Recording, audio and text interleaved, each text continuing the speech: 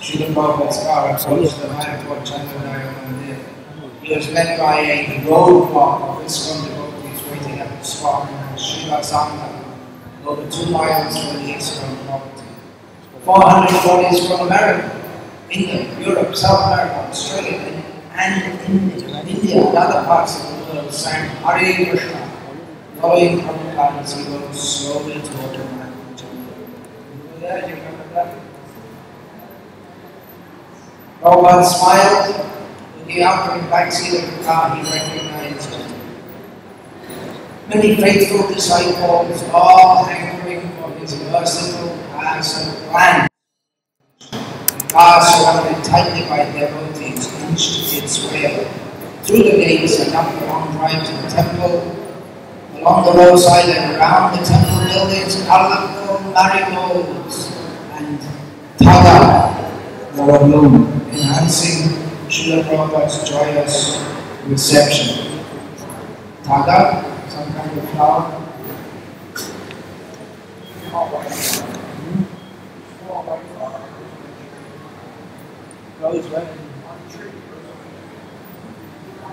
The temple room was completed with sparkling marble cloth, freshly painted walls, and crystal chandeliers, all having been ready just a few days before.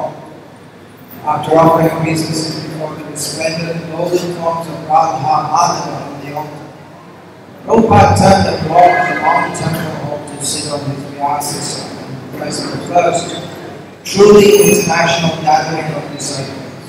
He welcomed them to Mayapur, acknowledging that on this day the theme of Thakur's prediction was true. The devotees shouted triumphantly, Jai! Jai Srila Prabhupada!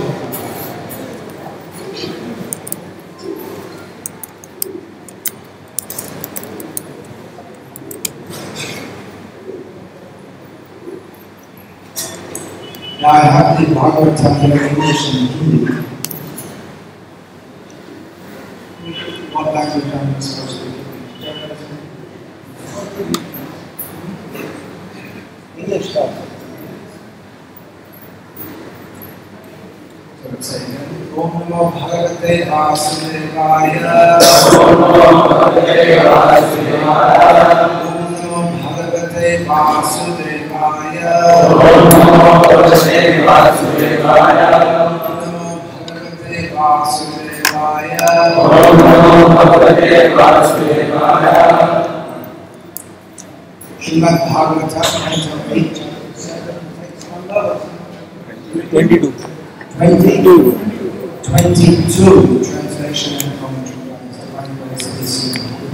Swami.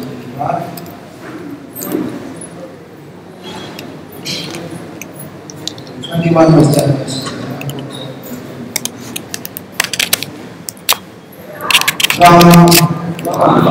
Ekah Sarva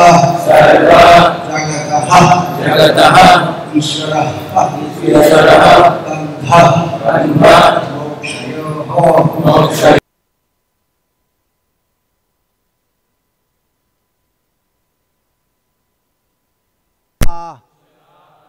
Prapanna Arti Haram Gurum Tvameka Sarva Jagata Ishvaro Bandha Mokshayoho.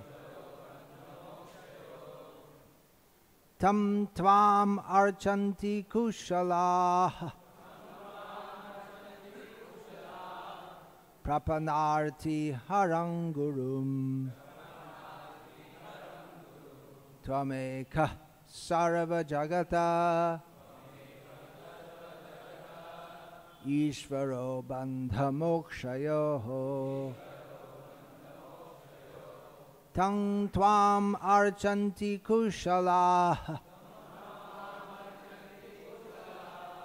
Prapanarti Harangurum.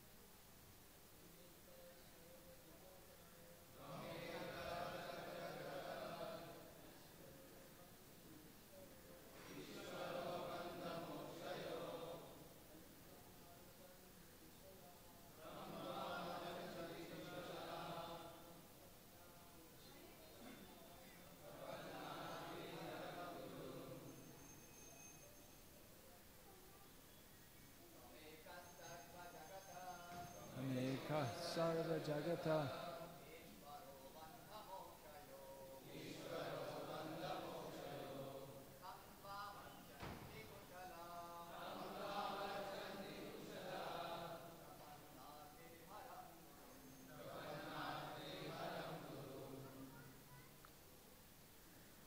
Tvam ekaha. Your Lordship is indeed Sarva Jagataha, of the three worlds, Ishvaraha, the controller, Bandha, Mokshayaho, of both bondage and liberation. Tam, that controller.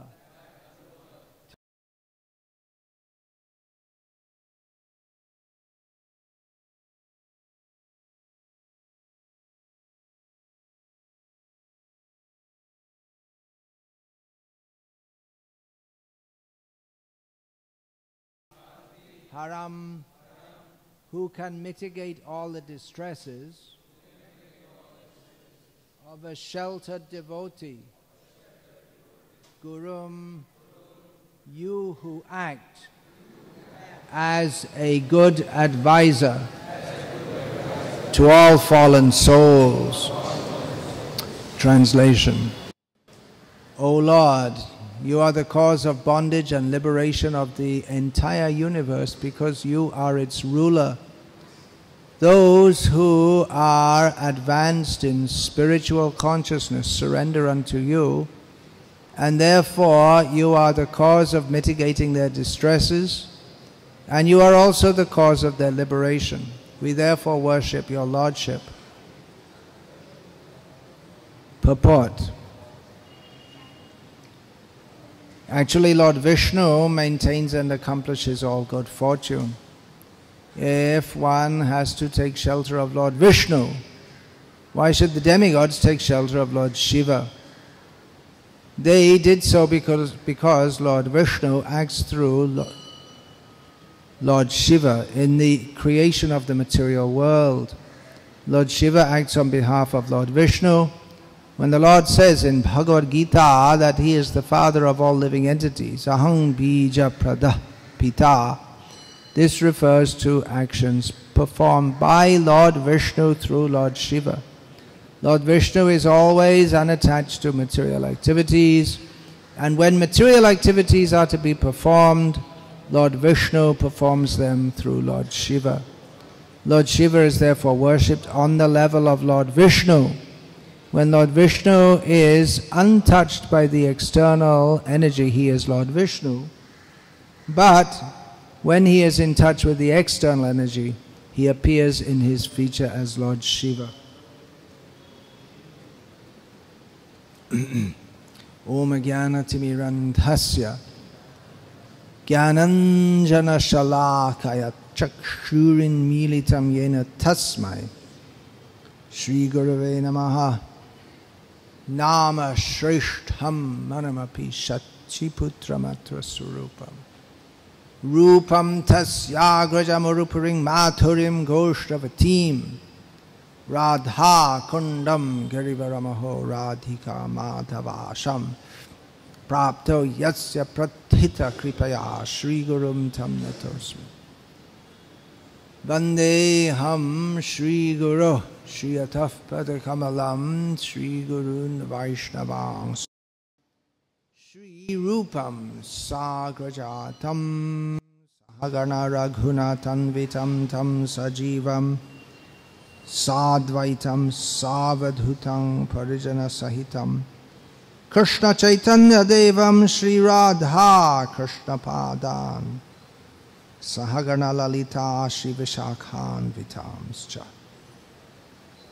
Hare Krishna Krishna Krishna Hare Hare Hare Rama Rama Rama Hare Hare. In this verse, as in several before and after it, the demigods are praying to Lord Shiva. and speaking to him in the manner of the Supreme Personality of Godhead. And in the purport, Srila Prabhupada qualifies this. He puts it in perspective. Srimad Bhagavatam was particularly composed by Vyasadeva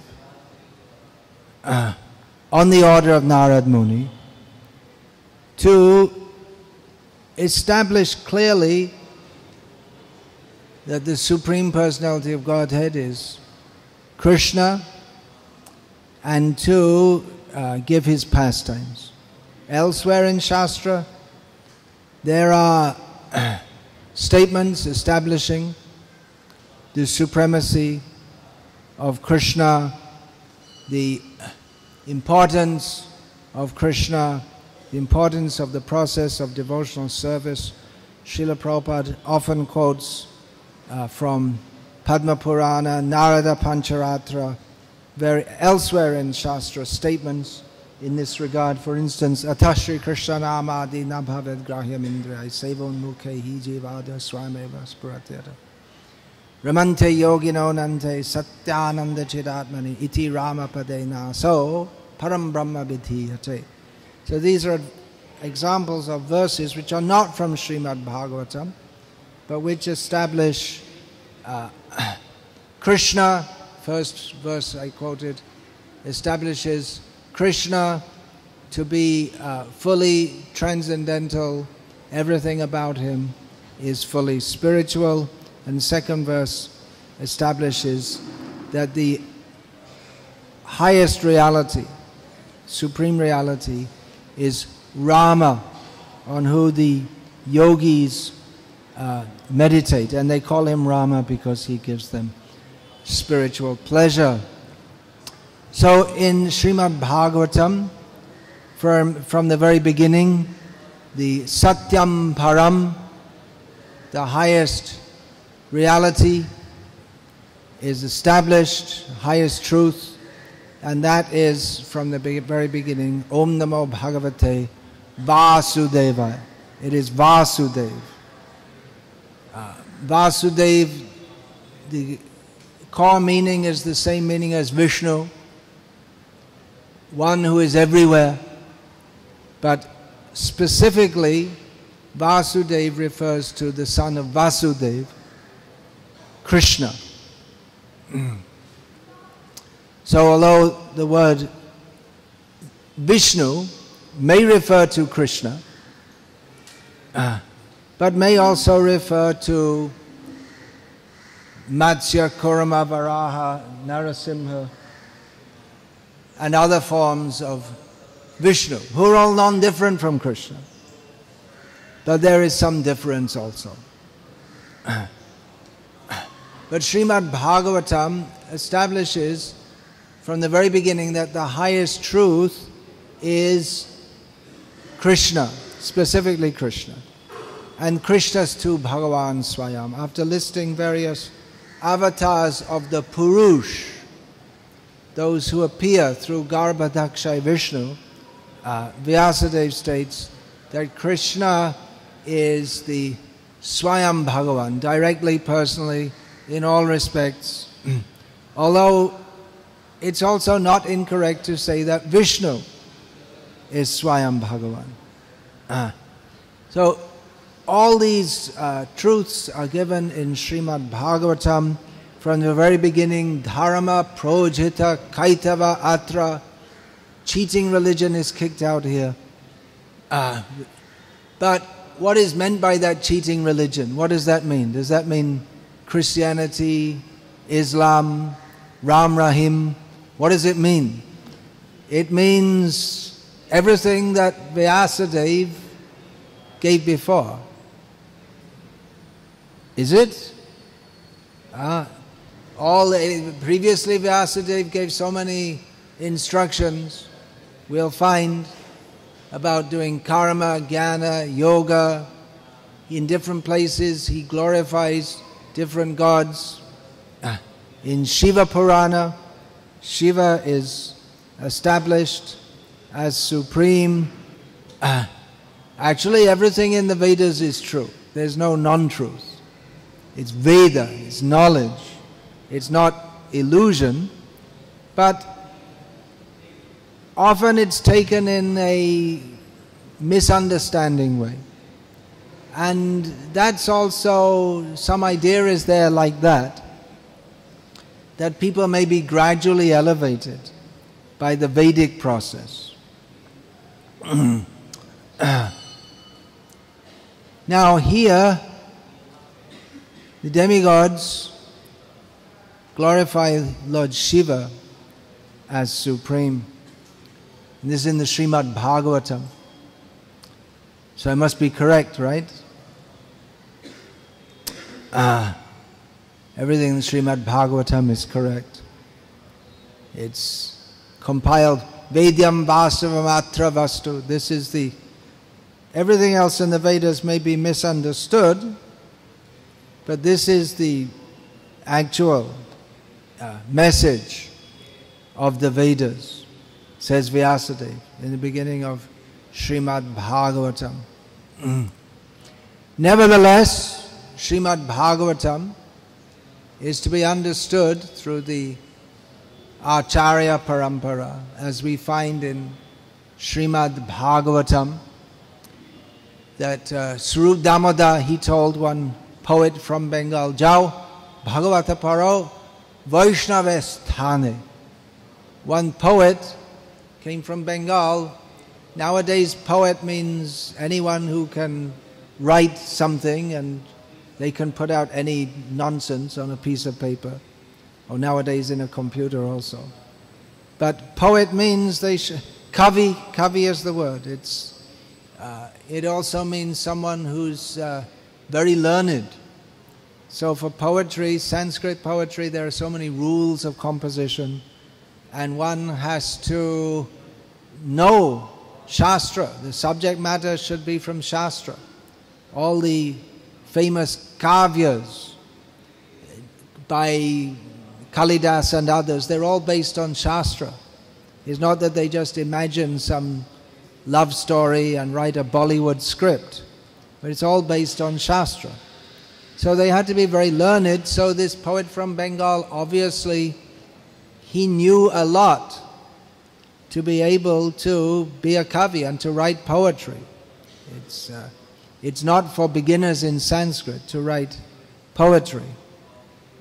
And he must have known the teachings of Srimad Bhagavatam, because he wrote a drama about Jagannath and Chaitanya Mahaprabhu. But Swarup Damodar, who is the another representation, he is another form of Chaitanya Mahaprabhu, practically.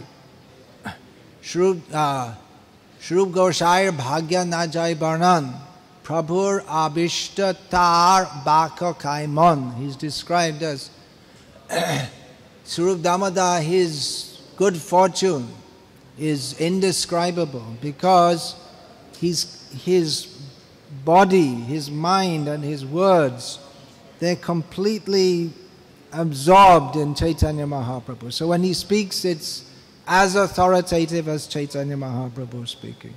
So he rejected the misconceptions of the poet, even though he was very learned and he was trying to do something in glorification of Chaitanya Mahaprabhu and Jagannath. But Swarup Damodar told him, you go and you study Bhagavatam from a Vaishnava.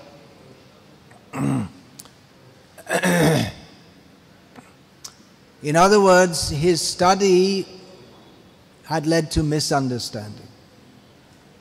Even though he must have studied Bhagavat before, it's widely studied, he must have known Bhagavat to some extent, to quite some extent, but he must have had misunderstandings.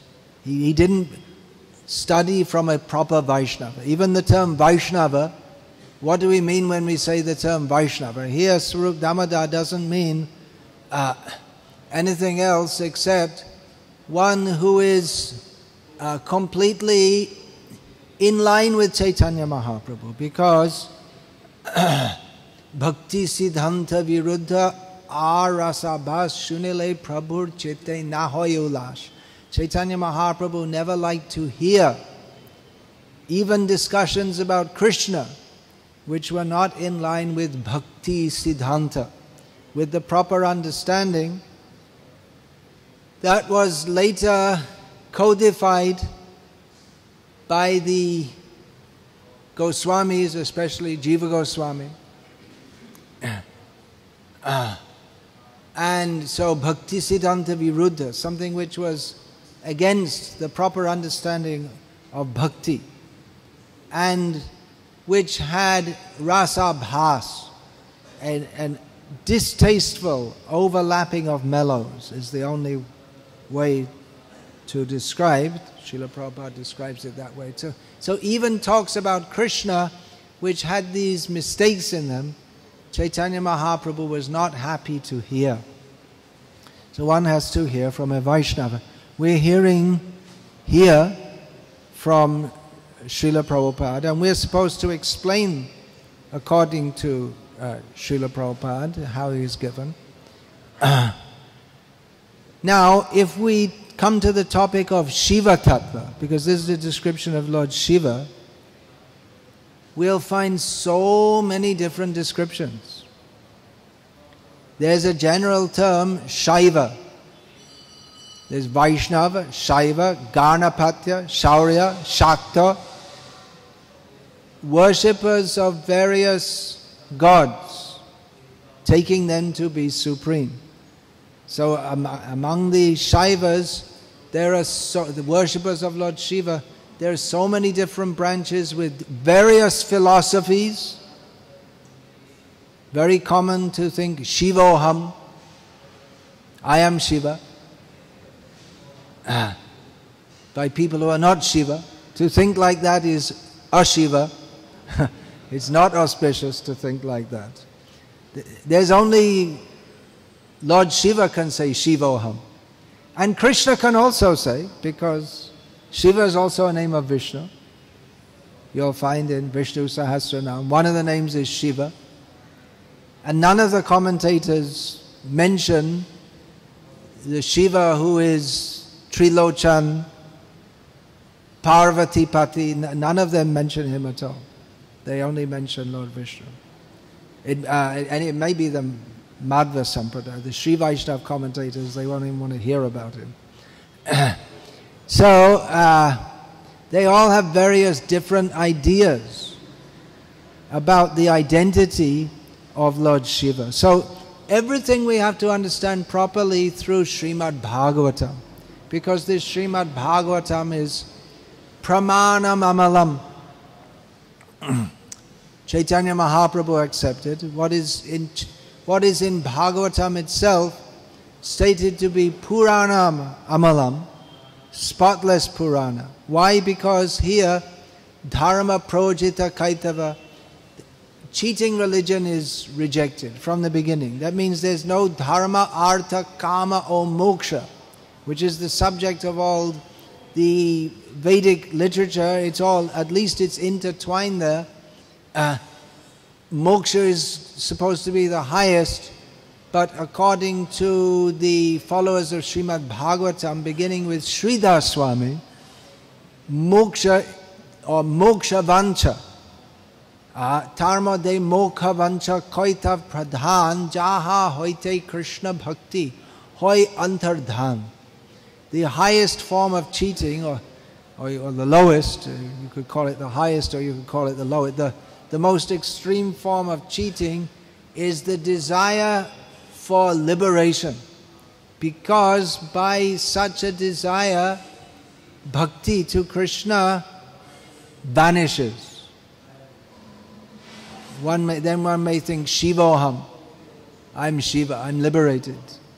Aham Brahmasmi, I am Brahma. So in Krishna is Brahma, I am Brahma, so it's all, I'm Brahma, you are Brahma, everyone is Brahma. I'm more Brahma than you.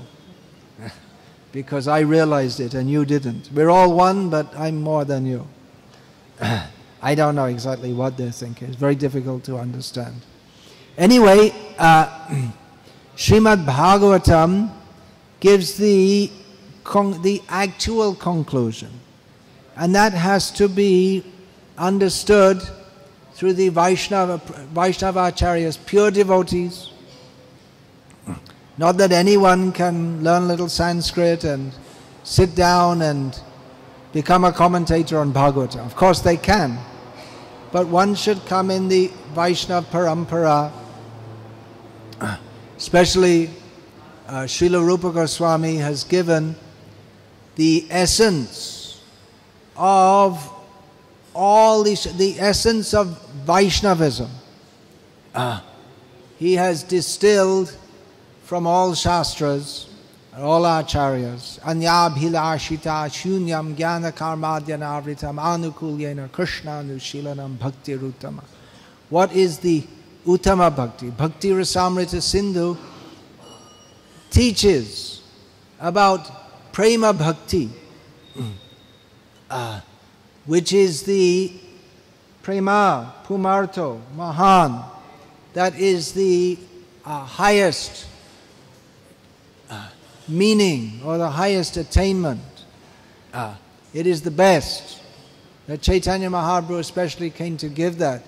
But that rests on that is developed on the attitude of only wanting to please Krishna with no personal desire whatsoever, either for material enjoyment or even for liberation, only to serve Krishna in a way that is pleasing to Krishna.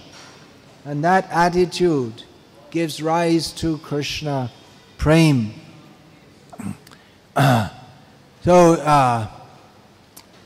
This conclusion of Srimad Bhagavatam is to be understood that although Lord Shiva is being presented here by the demigods as supreme, and it's Srimad Bhagavatam, and it's correct, but it's also qualified in the purport by Srila Prabhupada by saying that Lord Shiva is seen as the demigods by the demigods as supreme, which is true, but not to the extent that Krishna is supreme. Within this material world, Lord Shiva is supreme. For those who lack transcendental vision, they have to see Shiva as supreme, or they may see Shakti as supreme. But the Shakti is Durga, she is his Shakti. She is supreme in this world. Shrishti, Sthiti, Pralaya, Sadhana, Shakti, Reka. Chayeva yasya bhuvanani vibharti Durga. Ichhana rupam api yasya. Chacheshtate sa govindamadi purusham tamaham bhajami. Brahma Samhita qualifies that this Shakti, she creates, maintains and destroys all these functions of the material world, go on, but she is like a shadow of the Supreme, who is Govinda, and her husband, Lord Shiva, is non-different from Govinda. In the same way, Kshiranya Thada Divikara Vishesha Yogat Sanjayate Nahi Tataf Pritagasti Hetoho Yah Shambhutamat Pitata Samupaiti Karyat Govindamadi Purusham Tamaham Bhajami. Lord Shiva is non-different from Lord Vishnu, in the same way that yogurt is non-different from milk. It's only milk. Only milk and nothing but it's different also. There's a slight admixture of sourness and then in the milk, and then it takes on a different quality.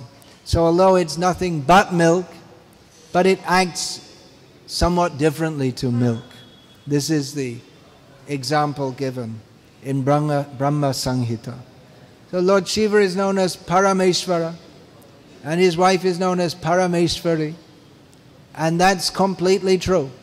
Within the material sphere, he takes charge on behalf of Vishnu of the material functions. Lord Vishnu remains aloof.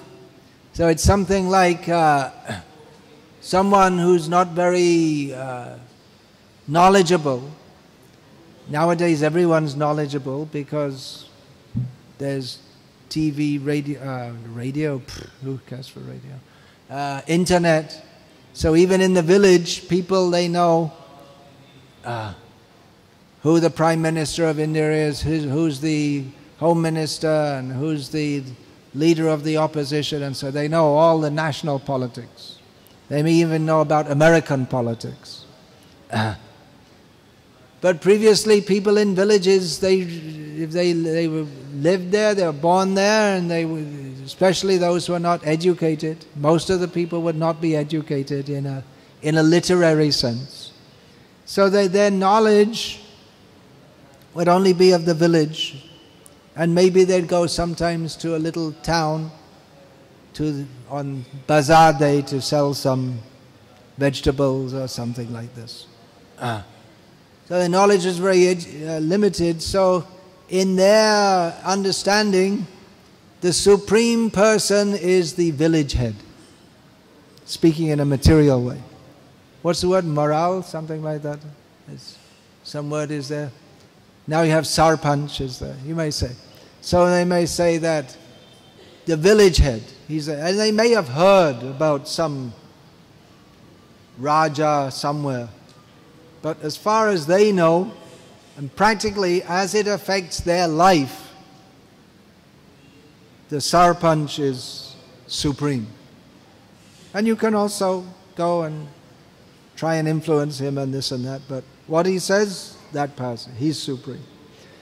Not talking spiritually here. They may worship Shiva as supreme, or Ram as supreme, or Mataji as supreme, spiritually. But materially, they think there's no one, because they don't see anything more, and they're not interested in anything more anyway, because there may be a Raja somewhere, but what does it matter to us? We don't see him. So in the same way, someone whose vision only is within the material world, they may see Shiva as supreme. Those who don't have knowledge of parastasmatu bhavanyo vyakto vyaktat sanatanaha yasa sarveshu bhuteshu nashatsu na vinashati. They who don't have knowledge of the spiritual world beyond this material world. This material world is always created and destroyed again and again. But the spiritual world is beyond that. And in the spiritual world, the Supreme is there, Vishnu. The Srimad Bhagavatam also describes Yang Brahma, Varunendra, Rudra, Maruta, Stunvanti Divyaistavai. All the various gods, including Rudra, they offer prayers to him. Of course, Vishnu sometimes also offers prayers to Shiva. And there are many places in Shastra in which it's stated that Hari and Hara, they are the same. Sometimes Lord Shiva prays to Vishnu, sometimes Vishnu prays to Lord Shiva. But if we understand from the teachings of Bhagavatam, Krishna's to Bhagavan Swayam. And Lord Shiva is to be respected as a manifestation of Lord Vishnu, especially those who are within the universe and they have needs within the universe. They may pray to Lord Shiva, they may pray to many gods, but best, if you're going to pray to any demigod, best pray to Lord Shiva because he's the highest. But then again, we find in Bhagavatam the teaching that yatha taror mula nishechenena tripyanti tat skandha bhujopashakaha pranopaharat cha yatendriyanam tathaiva sarvahanam achyuteja. Achyuta, Krishna is known as Achyuta. This title is not given to others. He who never falls. Of course, Lord Shiva also never falls. But because he's in contact with the material nature, sometimes it appears that he acts in the manner of tamoguna. He's not in tamoguna. Sometimes he's described like that. But that again should be understood through the proper understanding. That it appears like that because he acts like that. He gets involved.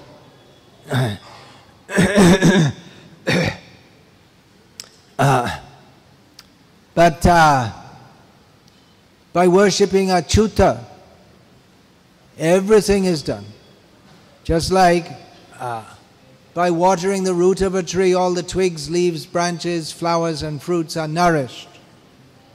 Or by feeding, giving food to the stomach, all the body is nourished. So in the same way, if one worships Achyuta, Krishna, then all the demigods are satisfied. And that is the principle of pure devotional service.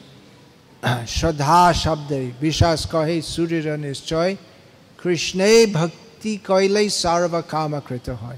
If we worship Krishna, there's faith. Faith in bhakti begins with the understanding that simply by worshipping Krishna, everything is complete and perfect. This is the principle of surrender to Krishna.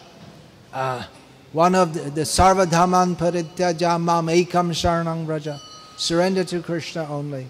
So within that we have also among the 6 principles of surrender. Rakshishati Vishvaso Goptritve Varanang Tata. Krishna alone. We take shelter of Krishna alone. Who will protect me? Who will maintain me? So there's no need to go to other demigods. There's no need to neglect the demigods. Chaitanya Mahaprabhu, when he was traveling in South India, he visited so many temples, including Shiva temples and Durga temples and Murugan temple, that's Skanda, and the Ganesh he also visited, it's described. But clearly his focus was on Krishna, and he would go to the temples and honor the demigods as great devotees of Krishna. In that way he honored them, not as separate gods. So in this way it's to be understood that Lord Shiva is a very great devotee. He himself a great devotee of Vishnu, specifically Sankarsana, and he himself prefers to identify himself like that. But in the material world, mostly people misunderstand him. This world is a place of misunderstanding. But he helps those who misunderstand. He helps them by bringing them into the Vedic culture, giving them a place.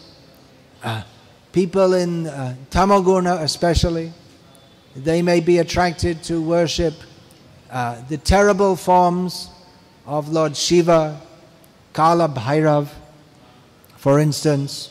They may be attracted. There's a place for them within Vedic culture. They can begin. They don't have to go outside. They can begin their Vedic journey by taking shelter of Lord Shiva. And Lord Shiva is also, although not directly the giver of liberation, but he does so particularly in Varanasi. Whoever dies in Varanasi, this is known as the city of Lord Shiva, although some say it's the city of Lord Vishnu. But he gives liberation to whoever passes away there by whoever dies in that particular area. Not the present-day Varanasi Municipal Corporation, but there's a specific area, Kshetra, Kashi Kshetra. whoever dies there, then Lord Shiva comes to them just at the time of death and says in their ear, Ram, Ram, and by Rama, Rama. I guess he says it in Sanskrit, not in Hindi. So by hearing the name of Ram, they get liberated. So in this way, he helps people to come to the path which he is also very much attached to, the path of worship of Lord Vishnu. He is also the head of one Vaishnav Sampradaya, Rudra Sampradaya, which is represented in this world at this time by the followers of Sri Vallabhacharya, who's also a great Vaishnav Acharya. So in this way, we can take shelter of Lord Shiva by joining him in chanting Hare Krishna, Krishna Krishna, Hare Hare, Hare Rama, Rama Rama, Hare Hare. He also likes to chant, particularly Mahadeva Panchamukhe, Rama Rama, Hare Hare. He likes to chant with his 5 heads, one manifestation. Panchanana, he likes to chant with 5 heads the name of Lord Rama. So we can ask also for his blessing as we study this section of Bhagavatam. We can ask his blessing that we don't become a demigod and get mixed up in all this fighting with the demons, and let's go straight to Krishna. We can ask for his blessing. Hare Krishna.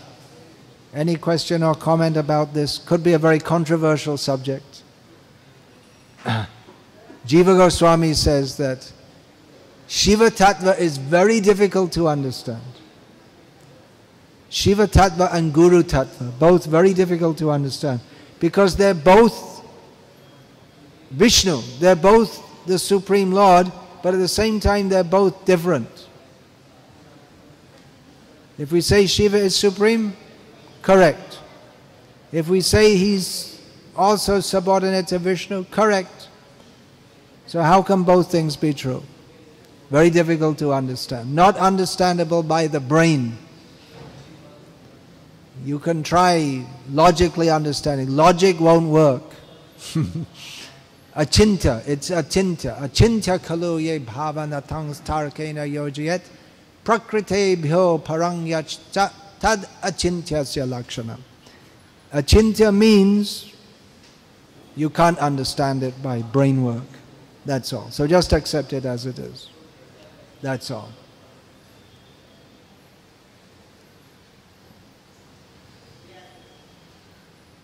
Yeah, please.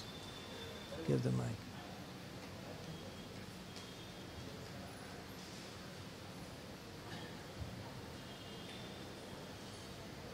Hare Krishna. Madam, Lord Shiva is so much glorified in whole Bhagavatam, everywhere is glorified. Everywhere Lord Shiva is glorified in Bhagavatam. Not everywhere. I mean, in one sense you can say so, but directly he's glorified in this section. There's a long section at the end of the 4th canto where Lord Shiva is directly glorifying Vishnu. But many places, many demons or devotees, they are glorifying Lord Shiva. Many demons are glorifying Lord Shiva, that's also true. So sometimes demons don't glorify Vishnu, yeah. with the exception of, we'll find in this chapter, So Bali. sometimes I mean, he's officially a demon, but at heart he's a devotee. sometimes to say the demons, he fights with Krishna also. The demons fight with Krishna. No, Lord Shiva fights with Krishna. Lord Shiva also fights with Krishna, yeah. Yeah, so what's the point? Shiva fought with Vishnu specifically to protect Banasura. And they made a deal, because otherwise Krishna was going to kill him. And Shiva said, no, actually Parvati came and said, well, I already adopted him as my son. I know he's a bad boy, but just give him a little punishment. Cut off 998 of his arms and leave him like that. And Vishnu said, okay. And Vishnu and Shiva, they're fighting and fighting. And then at the end they said, well, okay, let's stop fighting now. After all, you're Shiva and I'm Vishnu, so. It is always also said that when you remember this Lord's fight with Lord Shiva in bed. What's that, sorry? It's also said that when you remember this fight of Lord Shiva and Krishna when Balasur fight, that you get liberation from it. You'll get liberated if you remember this. Yeah? That's true. Whole Bhagavatam, if we remember, we'll be liberated. More than liberated. I was just reading in Harivangsha Purana, there's a protracted description of this fight and the whole Banasura thing.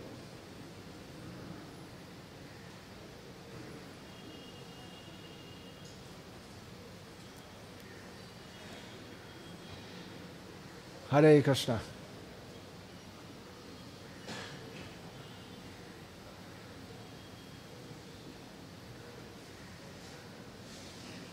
Hare Krishna. Thank you for your nice question. Oh, Haribol. Hare Krishna. Didn't recognize you there. Haribol. Now I recognize you by your voice. I'm curious. There's a temple just next to Tota Govindanath called Yameshwar Mahadev. Yameshwar Mahadev is there in Puri. On that temple, And there's also in Puri the Lokanath, isn't it? That's the main Shiva temple in Puri. that temple there's both a chakra and a trident. Both the chakra and the trident. I don't know the specific history. They call it Harihara. Hari. Yeah. This is That's a common name, Harihara. Even in India today, people who don't give their children stupid names, they may give, which in Bombay is mostly stupid names, I would guess.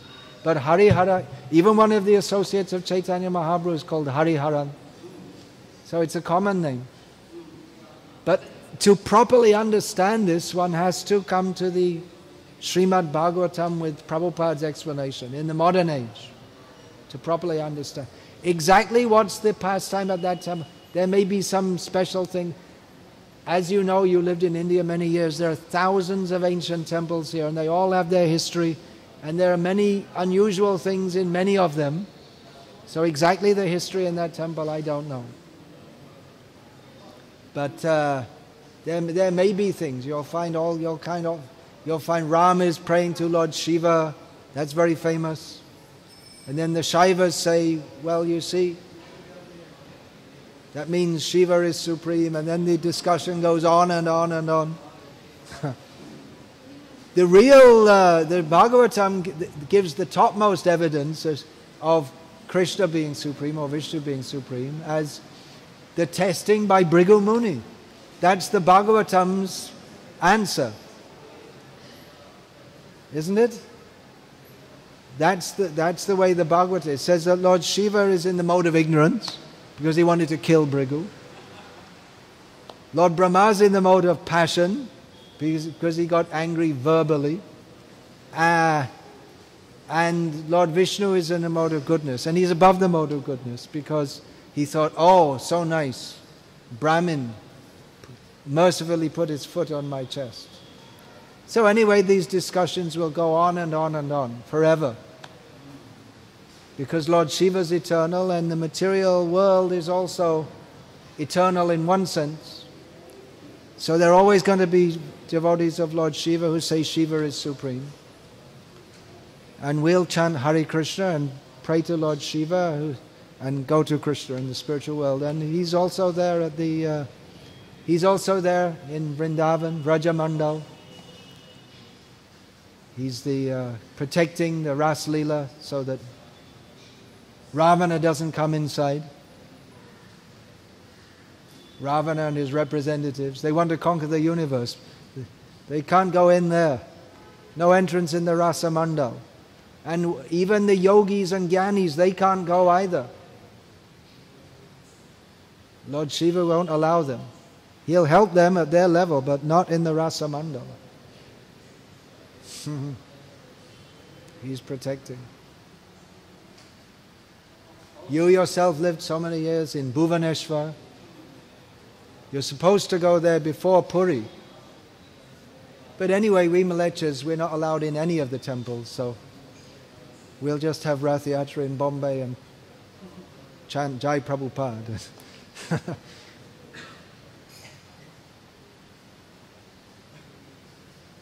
Also, there's a question that it is said that in some yugas, a living entity like ourselves may become Lord Shiva. It's also stated that a jiva can attain the position of Shivatva. But exactly the import of that, I don't know. There are so many Rudra. See, this Shiva Tattva, it's a huge, huge subject. We study Vishnu Tattva, and that's a huge, huge subject. And Shiva Tattva, there's the same big big philosophy, and there are different schools of Shaivism, and they all have different philosophies. It's a huge, huge subject. So I can't say I know any more than what Prabhupada has given us, and I can't say I even know what all the Goswamis have given. It's even what the Goswamis have given, it's such a big topic. But basically we accept Shiranyatha Dadi Vikara Vishesha Yoga. We accept him like that. That's the essence. Otherwise, it's a huge, huge topic to understand. Then you have to spend a lifetime studying it. Someone should do it at some point, from the Vaishnava perspective.